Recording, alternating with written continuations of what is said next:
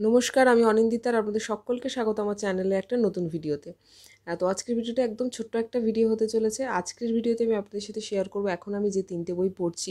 পড়াশোনা নিয়ে একটু ব্যস্ত ছিলাম, ভেবেছিলাম এই সপ্তাহে তো ভিডিও করে উঠতে পারবো না। আজকেই শনিবার, এখন 8টার সময় বসে ভিডিও বানাচ্ছি, তারপর ভিডিও 9টা সাড়ে 9টায় লাইভ যাবে। তো কী বই পড়ছি সেটা আপনাদের সাথে শেয়ার করি। তো প্রথম যে বইটা পড়ছি সেটা হলো আরব দেশে সন্তু ও কাকাবাবু।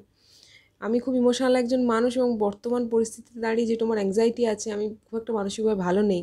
তো যখনই মনটা খারাপ লাগে, যখনই মন দিক থেকে খুব খারাপ থাকে, আমি সবসময় ফেলুদা আর কাকাবাবু শরণাপন্ন হই। তো সেই জন্যই কাকাবাবু পড়ছি।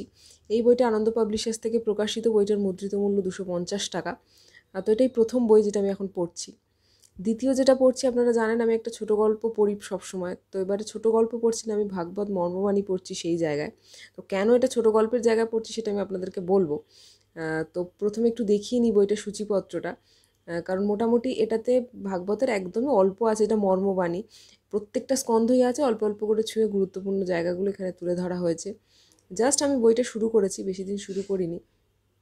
তো এই বইটা ছোটো গল্পের জায়গায় পড়ার কারণটা হলো, এই বইটার প্রত্যেকটা ঘটনা ছোটো ছোটোভাবে এরকম মানে ছোটো ছোটো করে লেখা আছে। এই যে একটা ঘটনা এখানে শেষ হয়ে যাচ্ছে, আবার আরেকটা ঘটনা শুরু হচ্ছে, সেই ঘটনাটা পরের পাতায় শেষ হয়ে যাচ্ছে।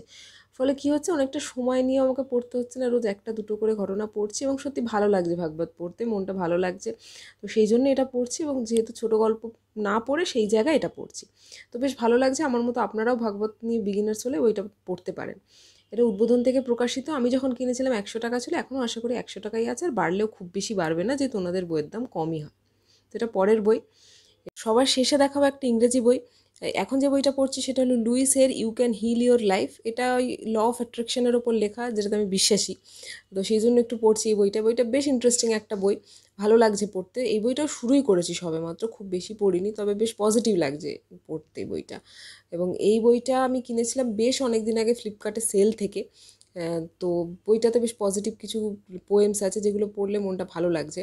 তো এই বইটা হে হাউস থেকে প্রকাশিত। বইয়ের দাম প্রায় 500 টাকা, কিন্তু আমি কিনেছিলাম বোধহয় 200 বা 210 টাকা এরকম কিছু দিয়ে।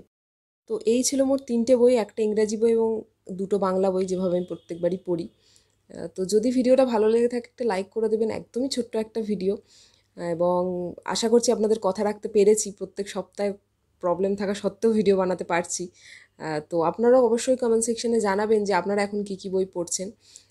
তো পরের সপ্তাহ থেকে রিভিউ ভিডিও আসবে এবং একটা বুক হলও আসবে। কিছু বই কিনেছি, ছাড় চলছিল যেহেতু।